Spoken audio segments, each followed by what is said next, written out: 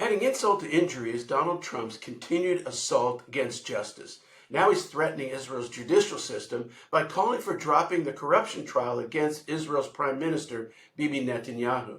Trump knows something about corruption, having been convicted in New York for multiple felonies for falsifying business records relating to paying off a prostitute, his company found liable for hundreds of millions of dollars for tax and insurance fraud, and several cases for election fraud and inciting a riot, which he was able to wriggle out of.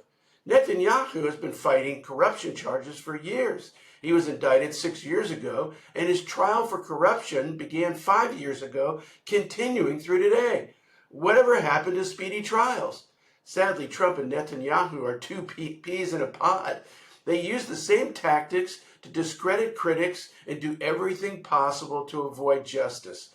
In the Bible, as the children of Israel were poised to enter the promised land, Moses declared, "Follow justice and justice alone, so that you may live and possess the land the Lord your God is giving you."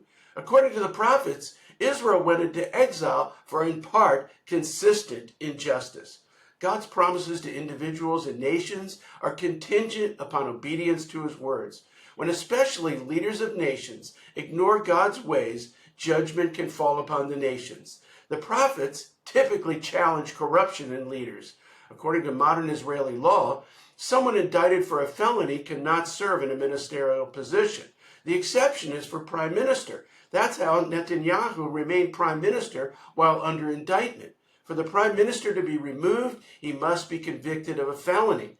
The charges against Netanyahu include felonies. This is why he has fought tooth and nail to avoid, undercut, and delay the prosecution, similar to Trump practices.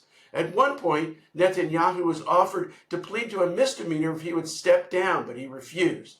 For Trump, the corrupter par excellence, to interfere in Israel's prosecution is another boundary breaker for someone who doesn't believe the law applies to him. As followers of Jesus, we should expose corruption, not make excuses for it. To learn more about politics and the gospel, consider my new book on Amazon, How Politics Has Distorted the Gospel.